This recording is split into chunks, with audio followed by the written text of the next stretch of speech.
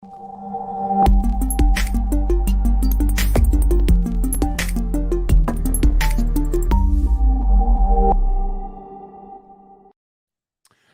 everybody. Welcome to today's Law of Self-Defense show. And of course, I have an echo. Let me see if I can fix this here. Let's see. That. Any better? Not really. Test. Test. Test. Test. Test. Test. Test. Test. Test. Let me go to some impromptu diagnostics. How's the audio on the audio end? Someone give me a comment. Good. No echo? All right. I'm going to count down from 5. Tell me if you hear all 5 numbers. 5, 4, 3, 2, 1.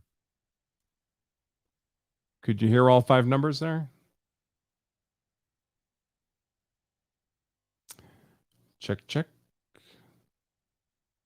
Check, check. All right, I'm going to go ahead and just presume it's working. Not sure why I had the echo there, but anyway, let's start again. Welcome, everybody, to today's Law of Self-Defense show. I am, of course, Attorney Branca for Law of Self-Defense. Thank you, thank you, thank you. Thank you very much. It's greatly appreciated. For those of you who are Law of Self-Defense members watching on the member dashboard, I just got a thumbs up from the staff. They say that it should be working on our end. You may need to hit play or whatever. Oh, good. I see in the comments over there, it's good to go. So when we get to the questions for today's show, we do, of course, always prioritize our Law of Self-Defense members first. Then if you have questions you'd like me to answer and you're on YouTube, we'll prioritize the super chats, and I'll get to Rumble if possible. Let's see if Rumble appears to be working today, and it looks like it is working. So hopefully we're firing on all cylinders today. That would be awesome. Now, the topic for today's show is what happens when a defender fires a gun in self-defense, at least what they believe is self-defense, and they manage to hit an innocent bystander. What's the legal analysis that occurs there? That's the question we'll be diving in today, and the legal principles and doctrines and laws that control the legal outcome in a case where an innocent bystander is hit. Before we dive into that, I should, of course, mention that our sponsor of today's show, which is, of course, I forgot to pull it up ahead of time. Where is our stuff? Here we go. Is no other than Law of Self-Defense itself. Let me open up that tab. Here we go. So, Law of Self-Defense. You may be aware we have a book, The Law of Self-Defense Principles. It's a real book, folks. It's not a PDF download. It's a real physical book, a couple of 100 pages long, and we make it available to all of you for free. Now, you can buy this book on Amazon. In fact, I encourage you to go to Amazon to read the reviews. Over 1,000 reviews, solid 5-star rated book. But if you buy it from Amazon, they will charge you $25 for the book plus shipping and handling. If you order the book from us, we'll eat the $25 for the book. We do ask that you cover the cost of getting the book to you, the shipping and handling, which is a few dollars.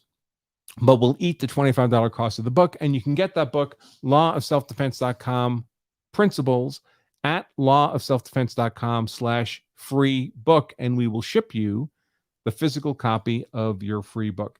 For those of you who prefer hardcovers, we do also have a beautiful hardcover edition of the book. This one's not free. It costs too much to print, folks. Sorry about that, but it makes a great gift. Looks great on your bookshelf. And you can get this hardcover book at lawofselfdefense.com/gethard. lawofselfdefense.com/gethard. Otherwise, it's the same book as the softcover. Okay, so let's get to the topic of question. So we had a few cases just in the last couple of weeks in which innocent bystanders were shot by people otherwise acting in lawful self-defense or lawfully using force. And so this has become a topical issue for us to discuss. Let me share one of those recent stories with you. Probably the better known one occurred in Houston. The actual use of force occurred some time ago, but a Houston grand jury, July 19th, so only about a week ago, exactly a week ago, I guess, Texas grand jury declines to indict a victim of an armed robbery at an ATM machine who shot and killed an innocent bystander. So the victim here was at an ATM. Always sketchy, folks, using ATMs. Was at an ATM withdrawing money, and he was subject to an armed robbery, and he used his gun to defend himself, and he fired a shot that killed this innocent victim here, a 9-year-old child, 9-year-old Arlene Alvarez. Obviously, she did nothing to deserve being killed. It's a terrible tragedy. The question is, what would be the legal consequences for the defender who was the victim of an armed robbery, whose use of defensive force was otherwise lawful, for that young girl's death? Then we had another event just the week prior, right here in my home state of Colorado. This one involved the police. Let me pull open that story. This happened, I believe. Okay, that's nice. If anybody needs sneakers. Denver police injure 5 bystanders while shooting man who allegedly pointed gun at officers. So these group of police were making an arrest, seeking to make an arrest of a suspect who turned out to be armed. The suspect pointed a gun at the officers. The officers did what officers typically do when guns are pointed at them. They pointed guns back and fired. And in the course of this exchange gunfire, and anytime you have multiple cops firing guns, folks, you're not going to get 2 or 3 or 4 shots fired, because every officer is firing 2 or 3 or 4 shots of anything, maybe a multiple of that, because they're hearing all the other gunshots being fired. We have what's called sympathetic fire happening. And so you end up with a whole fusillade of shots being fired. Each individual's shots may be perfectly lawful, but you end up with a lot of rounds going down range. And in this case, 5 people, 5 innocent bystanders were hit by those police officers' rounds.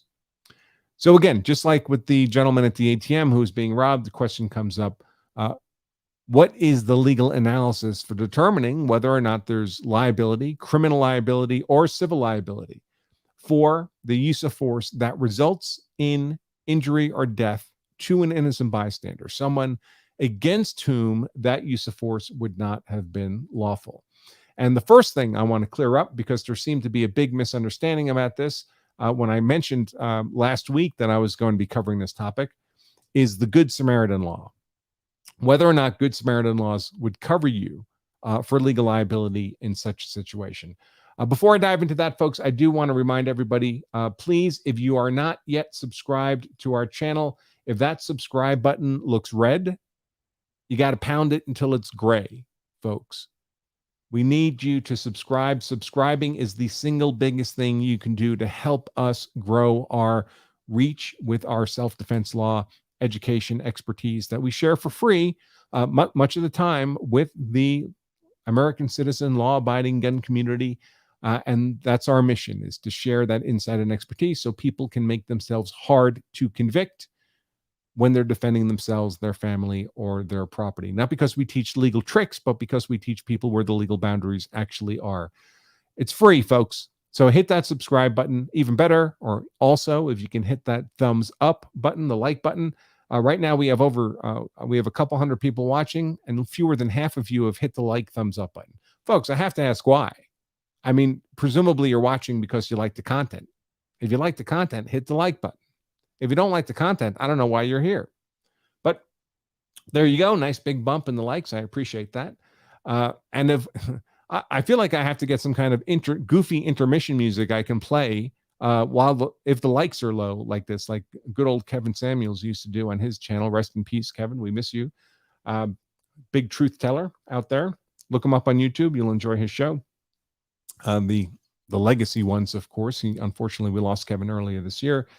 And he used to do this thing where he'd play some goofy music if the likes were too low until people started hitting the like button. I may have to adopt that strategy myself. Oh, good. We got a 50% bump in the likes. Just like that. That's awesome. Also, if you could put something in the comments, even if it's just your city and state, that's very helpful because it fools the YouTube algorithm into thinking we have more engagement going on than we actually do. And I feel no shame about fooling the YouTube algorithm. By the way, some of you may have heard that Rakita Law has had his channel suspended by YouTube. That's still happening, I guess. I saw Nick tweet about it today.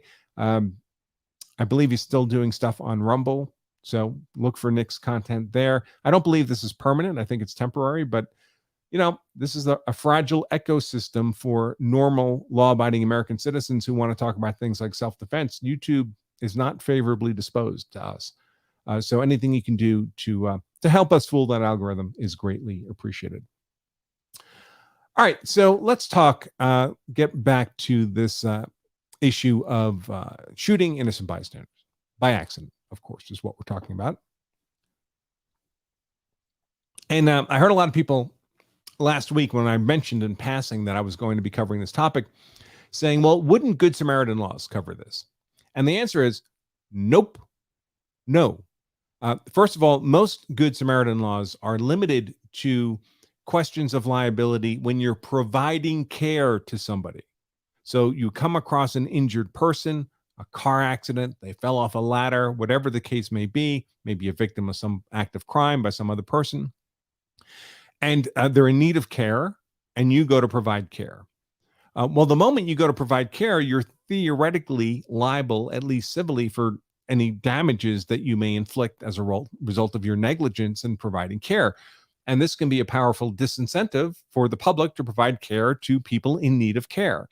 So many states have adopted Good Samaritan laws that say, if you're providing care, we will immunize you, in effect, from civil suit for acts of negligence. So you unintentionally but negligently worsen that person's injuries. That sucks, but at least you were trying to do the right thing. We want to incentivize people to provide care in those situations when there's someone desperately in need of care. So we're going to immunize you against civil liability for that. But there are a lot of constraints on Good Samaritan privileges. One is, as I've already said, it's usually limited to when you're providing care to somebody. So not when you're using deadly force. That's a completely different scenario. You're not dealing with an injured person and trying to bandage them up or set a bone or give them CPR or anything like that. So right away, Good Samaritan laws generally would not apply.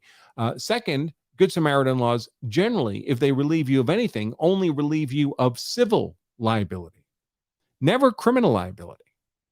So it's important to keep in mind that there's various escalating states of mind, what the law calls a mens rea, that determine what kind of liability you may be facing for any particular act that you have committed. So your act that resulted in harm to somebody may be completely innocent. Maybe the harm you caused was a genuine accident, meaning it was not foreseeable that it would happen. And then you have no liable state of mind at all. Accident is a perfect legal defense to a claim of civil or criminal wrongdoing, just like self-defense is a perfect legal defense. If it was a genuine accident, you have no liability. But a genuine accident means it was in no way your fault and it was in no way foreseeable. That's what a genuine accident is in terms of the law. And an example I often use is you're visiting a neighbor's house, an elderly neighbor, and they say, hey, I have this this heavy piece of furniture over here, a dresser, and I'd love it moved to the other side of the room. And they live in an apartment building, the 10th floor of an apartment building. And you want to be helpful, so you walk over, you pick up this heavy dresser, you carry it over to the other side of the room, you put it down where they want, and unbeknownst to you, the floor joists are rotten, and the heavy chest falls through the floor, hits the tenant below, and kills the tenant. Well, assuming that there was no way for you to know that the floor joists were rotten, and presumably there wouldn't be, it was completely unforeseeable to you that that would occur. That's a genuine accident, not at all your fault. No liability, neither civil nor criminal there. The next escalated step of state of mind of mens rea would be negligence. Negligence occurs where you should have known that you could cause harm, but you didn't actually know. But a reasonable person would have known. And this might be driving down the street, say at the speed limit, but in a snowstorm. So you're actually driving under circumstances in which a driver of your experience would know that despite driving technically at the speed limit, you're driving in excess of conditions. And you cause an accident, you cause somebody injury. Now, you may not genuinely have known that you were being unsafe. You may have been distracted or thinking about work or whatever. You were not affirmatively recognizing a risk and ignoring that risk. But a reasonable person in your circumstances would have known that they were creating a risk, and you did it anyway. So a reasonable person would have known. You should have known. That's negligence. That's engaging in conduct that creates a risk. You didn't actually know you were creating the risk, but a reasonable person would have known, should have known. And under the mens rea of negligence, you've incurred civil liability. Unlike accident, you now are responsible for the damage that resulted, but you have not incurred criminal liability. Criminal liability cannot be based on mere negligence. It requires something more. It requires the next level of mental state, which is recklessness. And recklessness occurs when you have a state of mind where it's not just a matter of you should have known you were creating a risk. It's a mental state where you knew you were creating a risk and you deliberately ignored that risk, and the risk was not otherwise justifiable. So this might be, smoking a cigarette while fueling your car and a fire results. There's no reasonable person ever who wouldn't know that a flame near a active running gas pump doesn't create a risk of fire, for example. You're shooting a gun without an adequate backstop, just a forest of trees, and your bullet goes through the forest and kills someone in a home that you knew existed on the far side of the trees. So you thought maybe the odds were in your favor, but you knew you were creating a risk of death, and you ignored that risk. So whatever harm results then, now you have criminal liability because of this mental state of recklessness. More than negligence, recklessness. You were creating an unjustified risk and you ignored that risk, caused the harm. Now we've we've added onto civil liability, potential criminal liability. And then, of course, there's the intentional state of mind where you simply intended the outcome, and you don't have justification. So you just shot someone out of anger. That's simply shooting someone, either manslaughter or murder. Again, you have criminal and civil liability there. So those are the different state of minds you have to keep in mind. And the state of mind matters because the state has to prove a certain state of mind in order to hold you criminally liable. And a civil plaintiff has to prove a certain state of mind in order for you to be found civilly liable. So this state of mind we can also refer to as intent, because we're going to talk about a doctrine called transferred intent. Before we do that, let me pull up just a few sample Good Samaritan laws. Remember earlier I mentioned Good Samaritan laws won't apply in this self-defense, innocent bystander shot situation because they're simply not applicable. First, they only apply to civil liability, not criminal. And in the civil context, by the way, a lot of these Good Samaritan statutes say, hey, and we don't cover you if you were reckless. And as I've just explained, they don't cover you if you're reckless, because if you're reckless, you're now in the realm of criminal liability, not merely civil liability. And Good Samaritan laws only apply in the civil context. They also often only apply to when care is being provided, so not generally relieving you of liability. And there was a third constraint. There's lots of other limitations on the Good Samaritan law, so it would not relieve you of liability in a use of force event. But I pulled up 5 examples here from different states. I'm just going to go through the states in alphabetical order here. And, this isn't intended to be comprehensive, but it should be fairly representative of what you'd see in Good Samaritan laws pretty much everywhere. So here's California's Good Samaritan law. And by the way, most of these are not called Good Samaritan laws. Good Samaritan laws is kind of a generalized label, a concept that we use to describe these laws. Generally, they generally have more technical titles to them.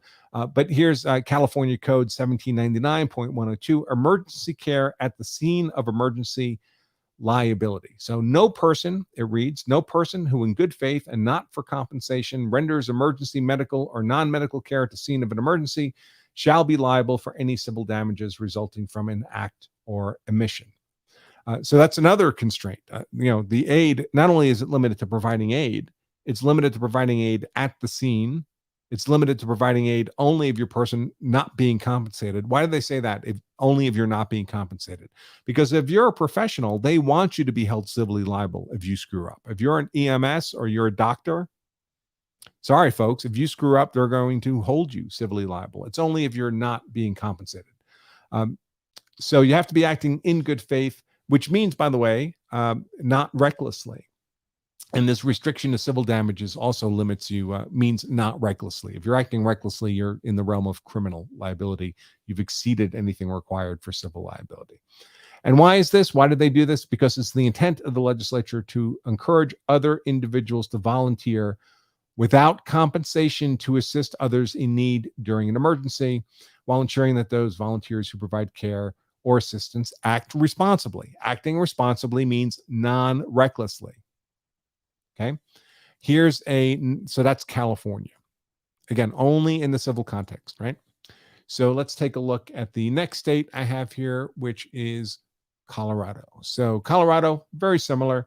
Let me pump that up a little bit. Colorado Statute 1321-108, persons rendering emergency assistance exempt from civil liability. Do I even need to read the statute? I mean, the title tells the story. It only applies in the context of providing care. It only provides in the civil context, not in the criminal context. So it wouldn't apply to a use of force scenario. Another example here from Pennsylvania. This one is even more limited because it's limited to criminal victim aid. So you're aiding someone who's the victim of a crime. And again, it applies in the civil context, not in the criminal context. Here they actually use the phrase Good Samaritan in the title, which is not commonly the case. But as I said, it's only a generalized label. The Pennsylvania statute reads, any person who provides or attempts or obtains or attempts to provide or obtain assistance for a victim of a personal injury crime at the scene of the personal injury crime shall not be held liable for any civil damages as a result of any acts or omissions. Same constraints on Good Samaritan law that I mentioned to you previously. So Good Samaritan law out of the picture for purposes of wondering, analyzing whether or not a defender who used force would have liability for shooting a bystander. Good Samaritan law does not apply, folks. So how do we analyze this? Well, the traditional way to analyze whether or not there's any liability here is by using a legal doctrine called transferred intent. Now, transferred intent is a doctrine that's normally applied in the context of criminal intent, negative intent, and it would work something like this. So imagine that I have a intent to murder Joe. For whatever reason, I've decided Joe's got to go. So I've got a gun, I'm pointing it at Joe, I'm pulling the trigger. I have no legal justification. So this will be a murder, okay? If I shoot and kill Joe. I have murderous intent towards Joe. Maybe it's Joe Neerman, maybe not, who knows? Love you, Joe. I have murderous intent towards Joe. I fire that shot, but because I'm an idiot, I don't know how to run a gun. And I jerk the muzzle, and the round misses Joe and strikes Mary a block down the street. Now, I have no murderous intent towards Mary. I didn't even know Mary was there. I didn't know she existed. But my bullet, nevertheless, goes down the block, strikes, and kills Mary. What's my legal liability with respect to Mary? Well, it's both criminal and civil. So if it's criminal, it's always civil as well, folks. Criminal is a higher standard, legal standard than civil. What the law says is even though I had no murderous intent towards Mary, I did have murderous intent towards Joe. And my murderous intent towards Joe transfers over to Mary. So I'm treated exactly as if I did have murderous intent towards Mary. That's what the doctrine of transferred intent means. If I fire a shot with murderous intent and I miss the intended victim, or the bullet passes through the intended victim, even if the intended victim dies, but that bullet continues and then kills some innocent bystander against whom I had no particular intent, the law says my murderous intent towards the intended target transfers over to that innocent bystander victim as well. So if I have bad intent, that bad intent transfers over, even though I had no idea that that bystander was there. I had no idea I was creating risk for them. Now, arguably, separately from all this, anytime you're firing a gun in public, maybe you ought to know that you're creating a risk, right? If your bullet overpenetrates and or misses.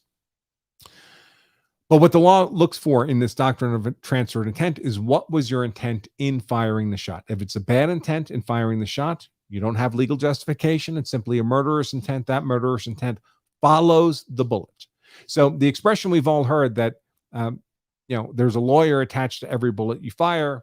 I mean, that's a cliche, of course, but if you have bad intent in firing that round, that bad intent indeed travels with that bullet wherever it goes. And if it kills a bystander, that bad intent applies to that bystander, even if you did not know they existed. But this doctrine of transferred intent also works with respect to good intent or positive intent. So say, instead of me having murderous intent towards Joe, shooting at Joe without any legal justification, Joe came at me with a raised machete. He's trying to murder me without justification. And I draw my pistol, fire around. Well, I'm not going to miss. So my round doesn't miss, but for whatever reason, it overpenetrates, travels down the block, and hits and kills Mary. Well, what the doctrine of transferred intent provides under that circumstance is my good intent, my justified intent in firing the shot at Joe. That good justified intent also attaches to the bullet. And when that bullet travels downrange and strikes and kills Mary, there was no criminal intent attached to that bullet. There was only good intent.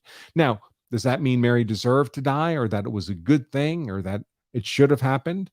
No. Mary's death is a terrible tragedy, but that's not the question we're asking. This is not a moral course show. This is a legal show. The question is there legal liability attached to that round fired with good intent? And the answer is there's not. Unless the round was fired recklessly or arguably negligently. But really, any firing of a gun negligently is also going to be reckless, because we all know guns are inherently dangerous instruments. If you're firing it in a negligent manner, you're creating a risk of death to innocents, and you're deliberately ignoring that risk. So there really is no negligence when it comes to inherently dangerous objects like guns, explosives, heavy construction equipment. You're held to strict liability when you're handling inherently dangerous instruments like guns. And you jump right from negligence to recklessness if you're using them in a careless manner. So transferred intent says if I had a good intent at firing at Joe, that good intent follows that round. But remember, good intent, justification, self-defense has 5 elements. The 5 elements of self-defense: innocence, imminence, proportionality, avoidance, and reasonableness. Reasonableness means, in part, that your use of force was not reckless. There is no reasonable recklessness. So if your firing in the shot was done in a manner that's reckless, it cannot have been reasonable. Now, what does firing a shot recklessly mean? Well, there are, approved is too strong a word, but there are standard techniques taught for the safe operation of a firearm in self-defense. And that includes, for example, use of the sights. There are sights on a gun for a reason. The sights tell you where that bullet is supposed to land. If you're using the sights, arguably that's one step in firing the gun in a responsible, non-negligent, non-reckless manner. But what if you're not using the sights? What if you just shove the gun around the corner and you can't exactly see what it's aimed at, and you just emptied the magazine? Or you cover or close your eyes and you point the gun in the general direction and you just empty the magazine? Or you just do a mag dump. You keep the gun at your waist and you just dump the rounds down the street in the general direction of the person trying to kill you. Well, arguably, you're using that gun now in a reckless manner. And if it's used recklessly, it's not being used reasonably. And if it's not being used reasonably, you don't have the element of reasonableness and you don't have the self-defense justification. And then your conduct, that mental state of recklessness, that intent state of recklessness also attaches to the bullet. And if that recklessly fired bullet goes down the street and hits and kills Mary, well, then you're responsible for having recklessly killed Mary, probably a manslaughter conviction for that. And of course, all the civil liability that comes with wrongful death as well.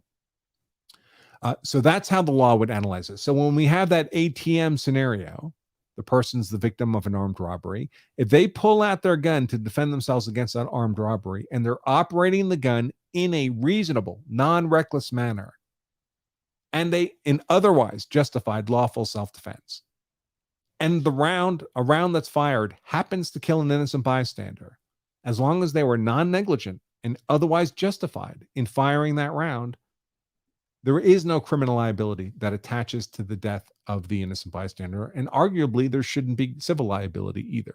Civil liability always gets more loosey-goosey because, well, for a variety of reasons, the threshold for proving someone liable is much less.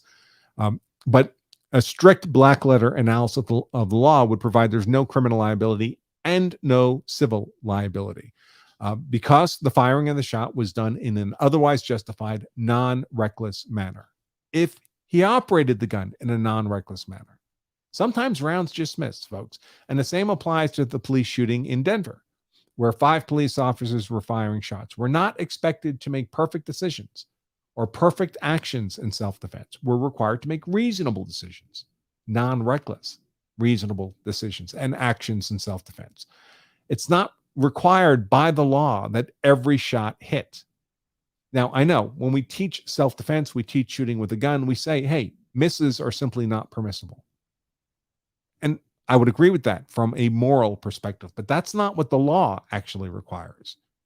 We should train to a point where the chances of us missing are as close to zero as we can possibly get. But gunfights are chaotic events. People are moving. You're only shooting because you're about to die. We don't tend to operate better under stress than we do in a class or at a range. We tend to, our skills tend to degrade under stress. And the law doesn't require we be perfect. The law requires that we be reasonable. Now, what if the person at the ATM machine had operated the gun in a negligent manner?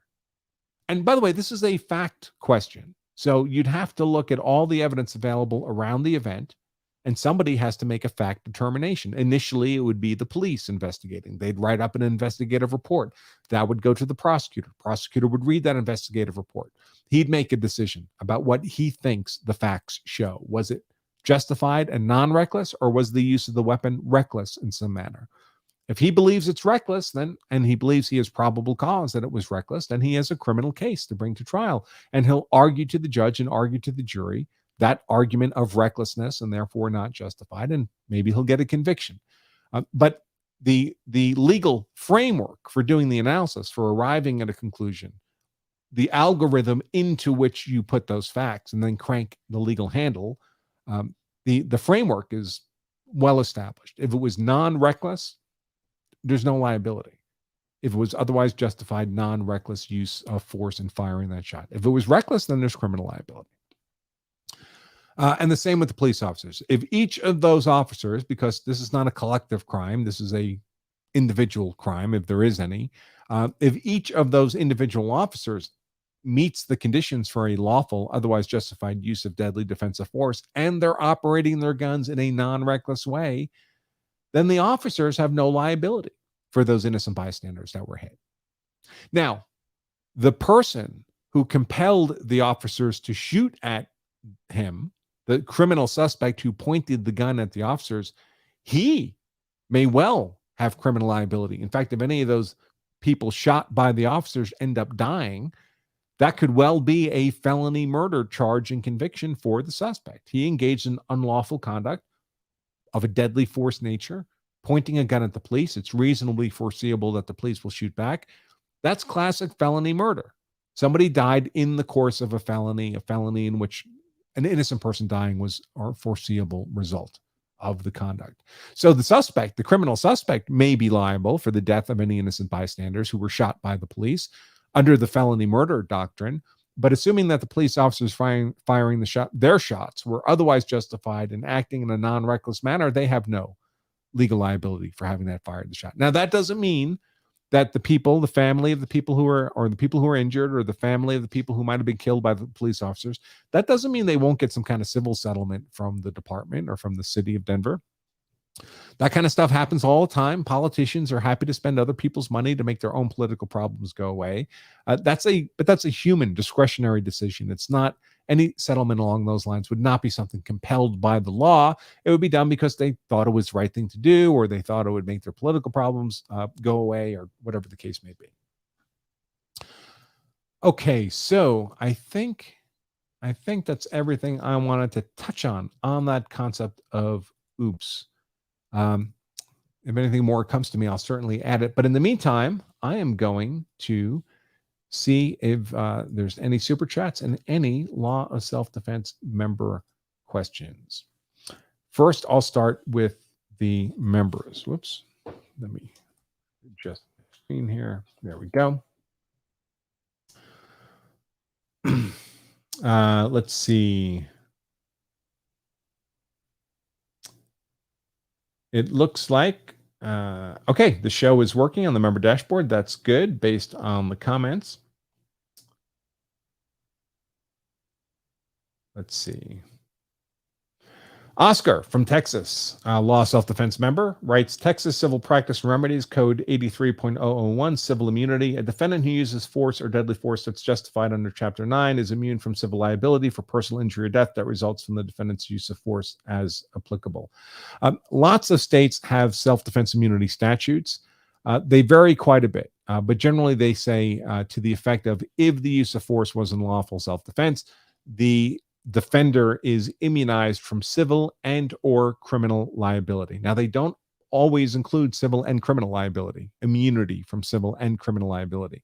Some states, the self-defense immunity statute covers civil immunity. Some states, it covers criminal immunity. Some states, it covers both. Some states have no self-defense immunity provision at all, which is unfortunate. I think self-defense immunity is one of the more important facets of self-defense law, because it provides a way for a defender to compel a final adjudication on self-defense by a path that's much less costly and much less time consumptive than a full-blown trial.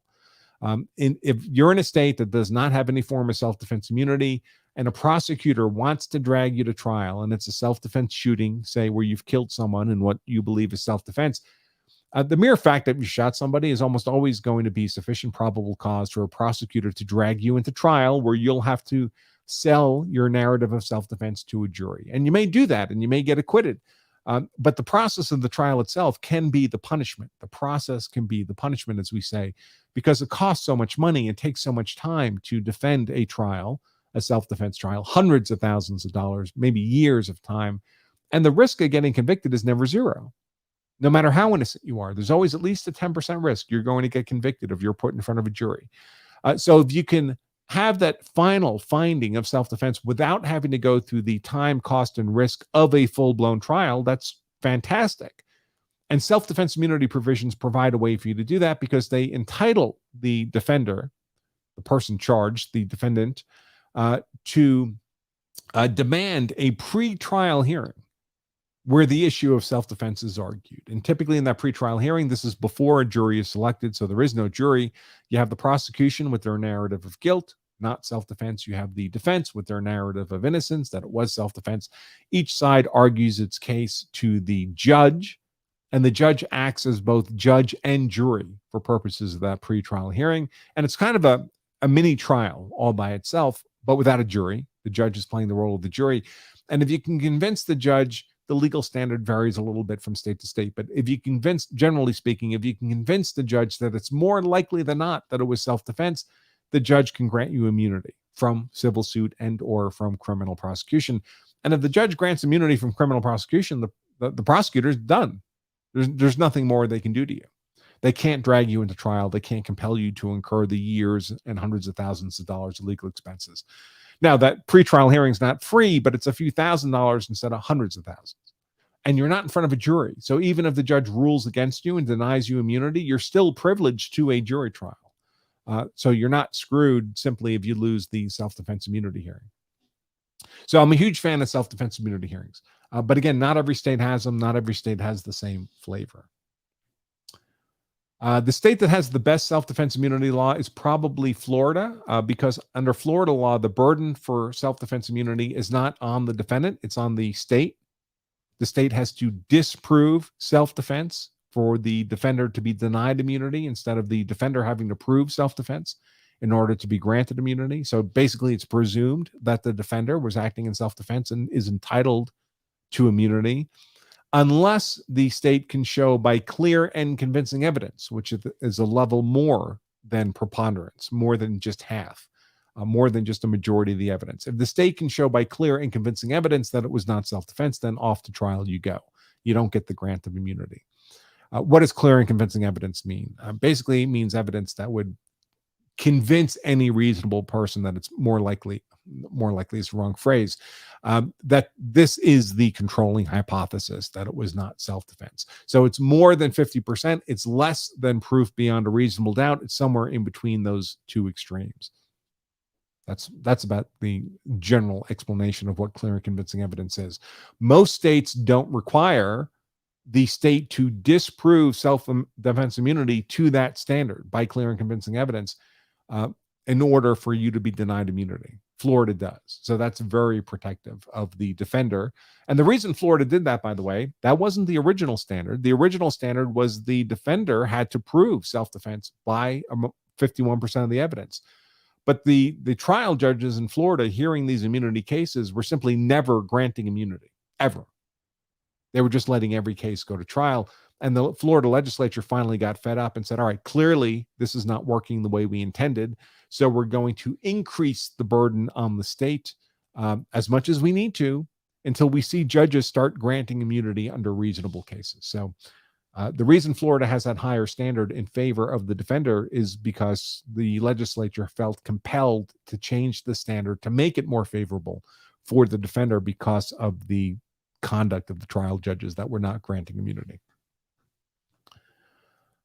Okay, so that's the law of self-defense member questions. Let me look at some of these. Evil Bunny, super chat questions. Evil Bunny, $20 super chat. I think I have a new special effect for super chats. Thank you very much, Evil Bunny. Did that work, folks? Did you get the little cash register sound there? Someone can tell me in the comments, I suppose. Evil Bunny did not ask a question, but simply provided some financial support for the Law of Self-Defense YouTube channel. Thank you very much, Evil Bunny. Then we have Casey Morgan, $10 super chat. Thank you very much, Casey. Writes, as accurate a lawyers like to be, I don't think oops is a good title explaining a fatal tactical error. Doesn't really convey an understanding of what you just did. Okay, Casey. You sound like fun. Evil Bunny, $5 super chat. Again, can you say doe like Homer Simpson for us? I don't know if I can. Doe. How does Homer say it? I haven't seen The Simpsons in a long time. But it's kind of like that. Mo Zamboni, $10 super chat. Thank you very much, Mo. Likes boost, loosen the tie a bit. Also, my super chat yesterday was not re-support. You asked if anyone had relevant experience to help law self-defense. I do. Sent an email, 722. My email ends in, okay. I don't remember who you emailed. Did you email support at lawselfdefense.com? I'll have Emily take a look and see if she can find that. Thank you very much, Mo Zamboni, for that offer of assistance of expertise. We're definitely looking for help for sure, as you might imagine. All right, let me do a quick refresh here. See what we have. If there's any new ones, there is. David, $2 super chat. I should have a low volume ka-ching. There we go. $2, David. Come on, you get the low volume ka-ching. As a bystander, are we obligated to help save someone? No, you generally have no legal duty to provide aid to anybody in circumstances where you didn't cause the problem. Now, if you cause the problem, you may have a legal duty to provide aid.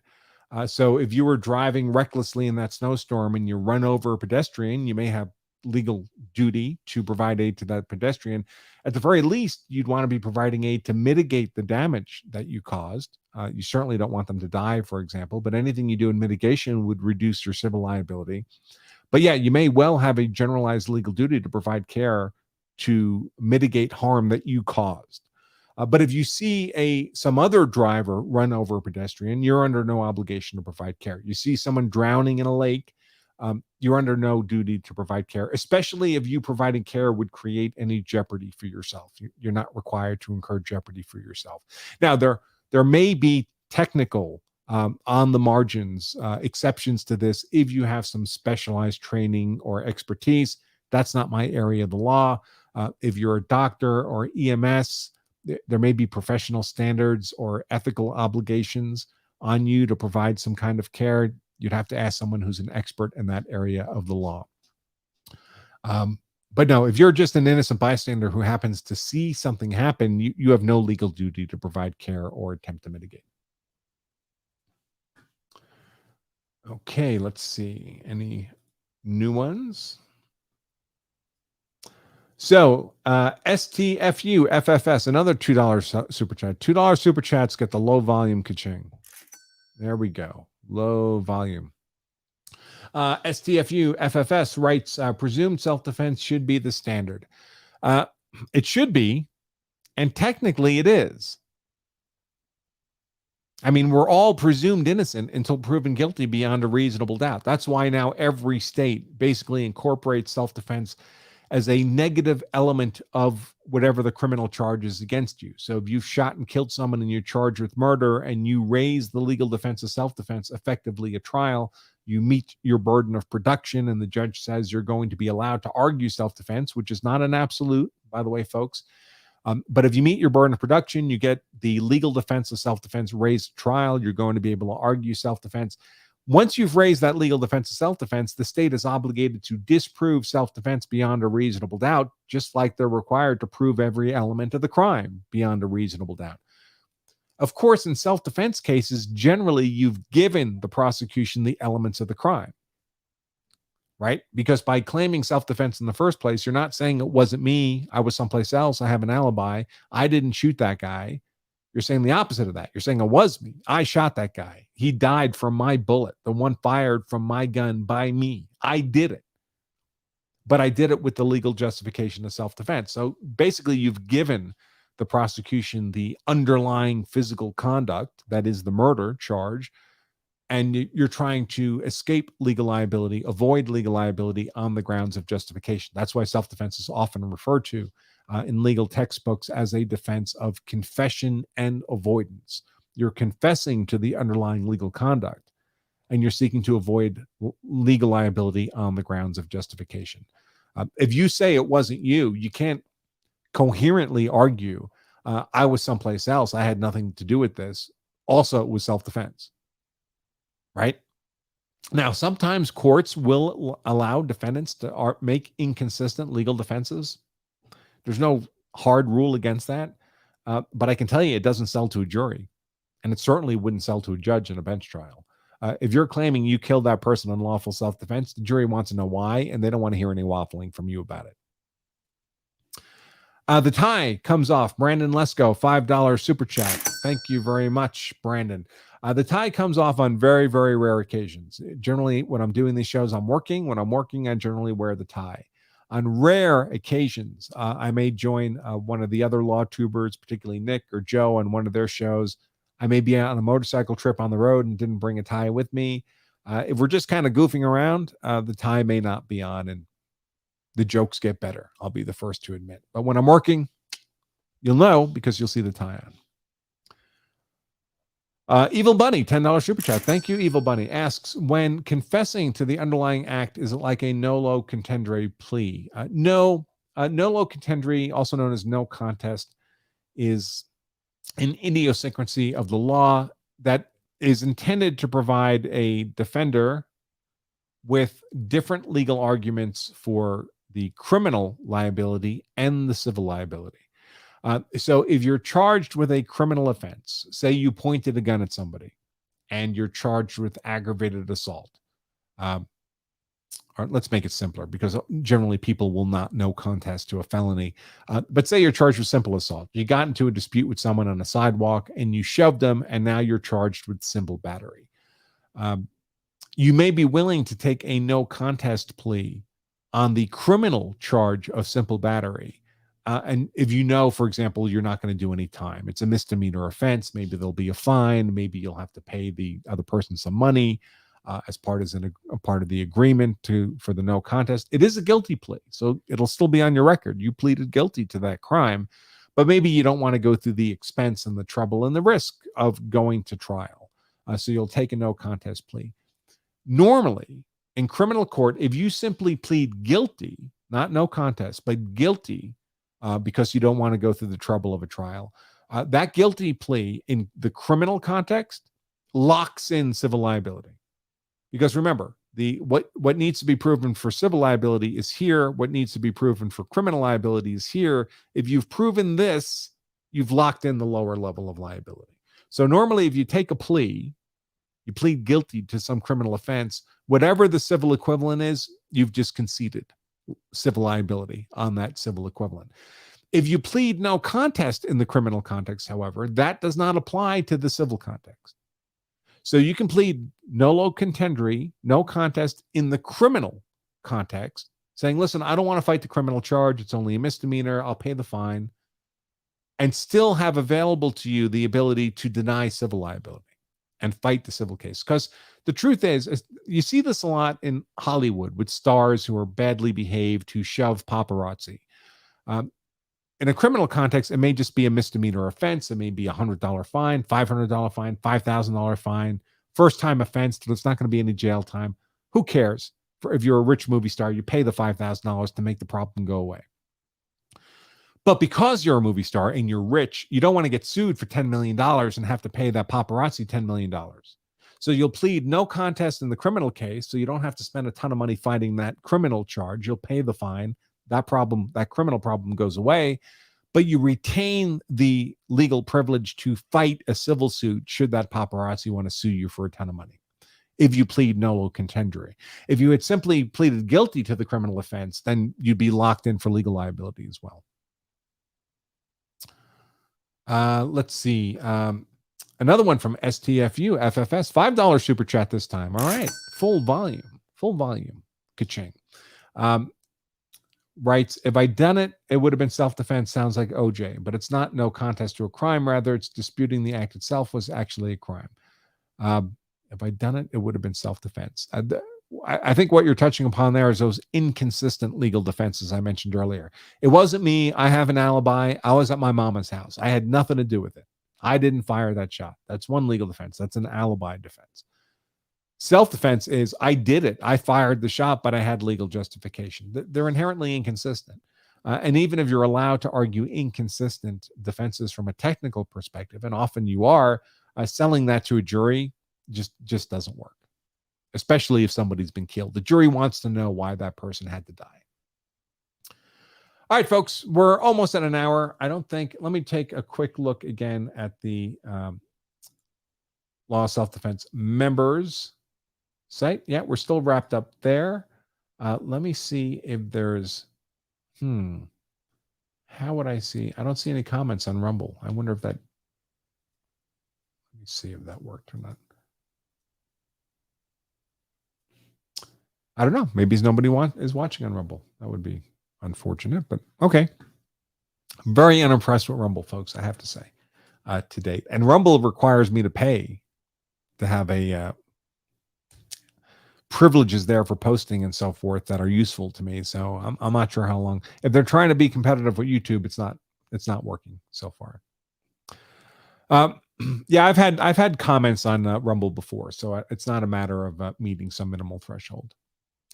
All right, folks, I'm going to remind you all again, if you enjoy this content, if that subscriber button on your YouTube screen is red, please pound it until it is gray, folks. It costs nothing to subscribe. It's the most important thing you can do for us in thanks for enjoying this free content we provide is subscribe. Hit that like, thumbs up button. So how many? Very good. We got over 300 likes. So I really appreciate that. And if you could leave a comment in the chat, even if it's just your city and state, that is enormously appreciated, because it helps fool the YouTube algorithm into sharing, promoting our content on the YouTube channel more broadly than would otherwise be the case. And I did see one more super chat come in, so let me hit that before I wrap up. STFU FFS again, low volume, ka-ching. $2 super chat writes, but a self-defense plea is disputing the act being a crime. Yes. So you're not confessing. When I say self-defense as a legal defense, is a defense of confession and avoidance, you're not confessing to criminal conduct. You're confessing to the underlying physical act.